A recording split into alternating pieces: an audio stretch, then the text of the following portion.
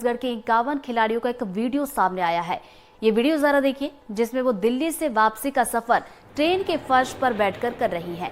जानकारी के मुताबिक अधिकारियों ने इन खिलाड़ियों का वक्त पर ट्रेन में रिजर्वेशन नहीं करवाया, जिसकी वजह से खिलाड़ी फर्श पर बैठने को मजबूर हैं। दरअसल 14, 17 और 19 साल के एज ग्रुप के लिए दिल्ली में राष्ट्रीय स्तर की प्रतियोगिता आयोजित की गई थी और इसी में हिस्सा लेने के लिए छत्तीसगढ़ की 51 खिलाड़ी दिल्ली गई हुई थी।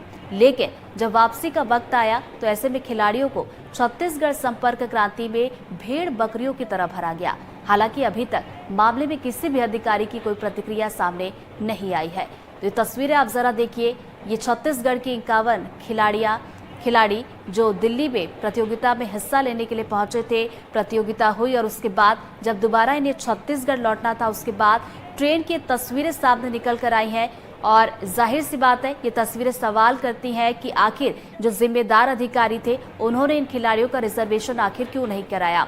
और अगर खिलाड़ी इस तरीके से फर्श पर बैठने को मजबूर है, इस तरीके से जा रहे थे, तो क्या उनकी जो ये यात्रा थी आगे भी बढ़ाई जा सकती थी। लेकिन ऐसी क्या मजबूरी रही कि बिना रिजर्वेशन के ही इन 51 खिलाड़ियों को ट्रेन के जरिए रवाना कर दिया गया। तो ये तस्वीरें आपको दिखा रहे हैं ट्रेन की, जरा ये तस्वीरें देखिए। ये खिलाड़ी जो कि आप तस्वीरों में देख सकते हैं किस तरीके से बैठने की जगह भी नहीं है, लेकिन सभी यहाँ पर फर्श पर बैठी हुई नजर आ रही है। और इसी खबर पर ज्यादा जानकारी लेंगे, हमारे सहयोगी अखिलेश हमारे साथ इस वक्त जुड़ गए। अखिलेश, ये जो तस्वीरें सामने निकल कर आ रही है, कई सवाल भी खड़े करती है। जिम्मेदार अधिकारियों की बात की जाए तो आखिर क्यों इन खिलाड़ियों का रिजर्वेशन नहीं कराया गया कि ये फर्श पर बैठने को मजबूर हैं?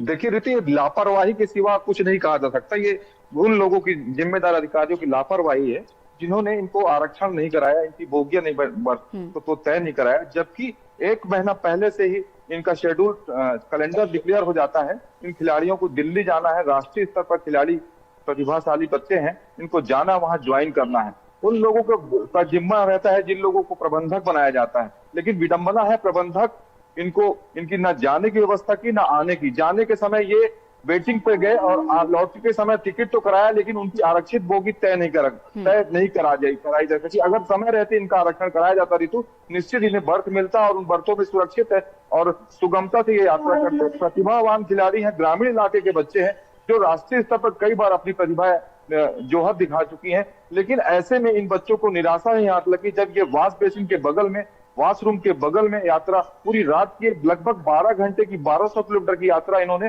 ठंड में सिकुड़ते हुए की है। जी, मैं इन लोगों से बात कराना चाहूंगा कि किस इंतजाम के साथ, किस बेइंतजामी के साथ इन्होंने यात्रा की। बेटा, नाम बताओ अपना। मेरा नाम सानिया वाकरे है, मैं कक्षा 10वीं में। सानिया, क्या स्थिति रही कल रात से आपने सफर कर रहे हैं आप लोग? सर, हम लोग का ट्रेन था 5 बजे से। हम लोग को ट्रेन तो मिली, बोल रहे थे कि टिकट कंफर्म हो गया है, लेकिन यहाँ है वहाँ करके बोल रहे थे ये डब्बा से वो डब्बे, ये डब्बा से वो डब्बा हम लोग को कर रहे थे। फिर खाली जहाँ भी मिलता था हम लोग बैठते थे, जब वो सीट वाले आ गए तो हम लोग को भगा देते थे वहाँ से।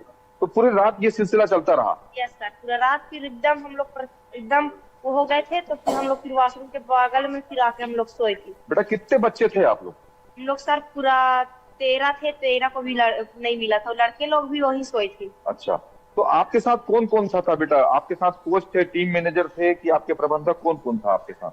रितेश सर भी थे, लेकिन उनको भी सीट नहीं मिला था, वो दूसरे के सीट में बैठे।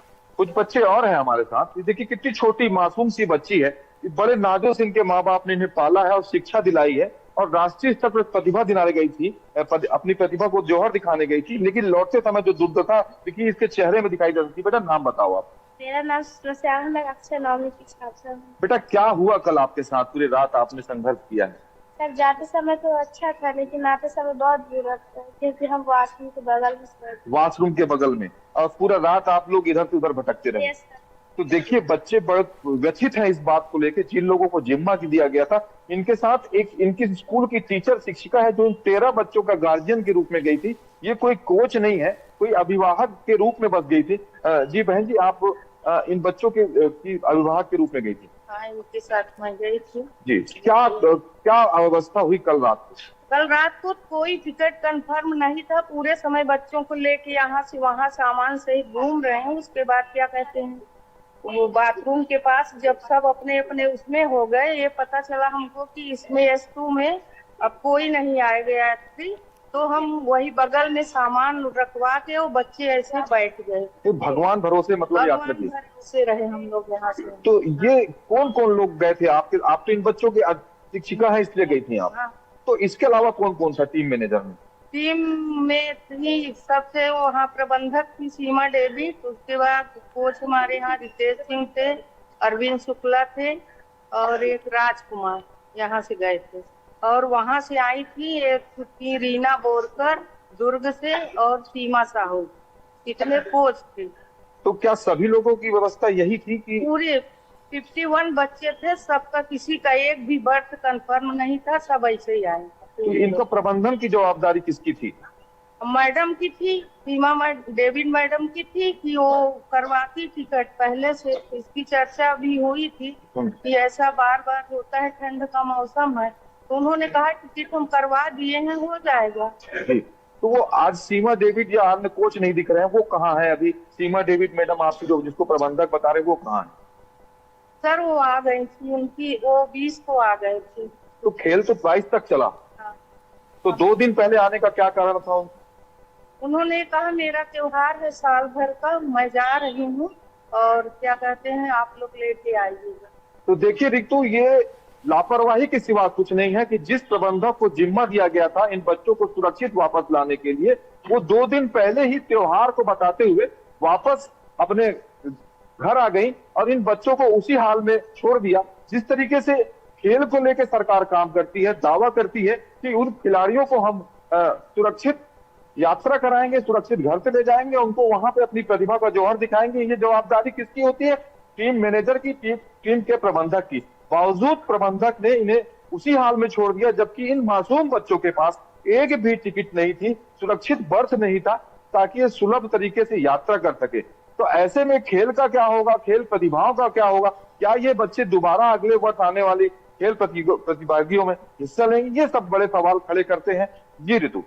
बिल्कुल अखिलेश, कई सवाल ये तस्वीरें खड़ी करती है, जैसे कि पहली लापरवाही की तस्वीर की बच्चे जो है फर्श पर बैठकर सफर करते हुए नजर आए, क्योंकि देखिए छत्तीसगढ़ से अगर दिल्ली की बात की जाए तो इतना नजदीक नहीं है, काफी घंटे लगते हैं दिल्ली पहुंचने में, और ऐसे में बच्चे इतनी परेशानियां उठाकर छत्तीसगढ़ के लिए रवाना हुए। दूसरा एक बड़ा सवाल ये भी उठता है कि जो प्रबंधक है, क्या वो मौके पर मौजूद नहीं थे और ऐसी क्या जरूरत आन पड़ी कि बच्चों को फर्श पर ही बैठना पड़ा और वो रवाना हो गए? कितनी हास्यास्पद बात है कि ये बच्चे 5 दिन पहले यहाँ से रवाना हुए थे और अपना जौहर दिला के ग्रामीण बच्चे आ रहे हैं। कितनी हास्यास्पद बात है कि कोई भी इन्हें अटेंड करने नहीं आया ऋतु, क्योंकि ये बच्चे आए हैं, जीत के आए हैं, हार के आए हैं। इनका हौसला बढ़ाने की किसी ने भी जिम्मा नहीं लिया कि ये बच्चे किस स्थिति में है। इनके लिए कोई आए, इनके कोच भी जब हम यहाँ पहुंचे, इनके कोच भी इनको इसी हाल में छोड़ के भाग गए यहाँ से। ये कहूं तो कोई बड़ी बात नहीं है, सिर्फ इनके अभिभावक शिक्षिका मौके पर मौजूद है, बाकी कोई भी जिम्मेदार अधिकारी, कोई भी जिम्मेदार कर्मचारी जो इन्हें लेके गया था, एक भी जिम्मेदार व्यक्ति यहाँ मौके पे मौजूद नहीं है। ये दुर्भाग्यजनक बात है। जी ऋतु। तो बिल्कुल लापरवाही की तस्वीर सामने निकल कर आई है कि फर्श पर खिलाड़ी बैठे हुए नजर आए, और जो जिम्मेदारों की बात की जाए तो वो जिम्मेदारी से भागते हुए नजर आए। नजरें आप इस खबर पर बनाए रखिएगा अखिलेश, आगे भी अपडेट लेंगे। फिलहाल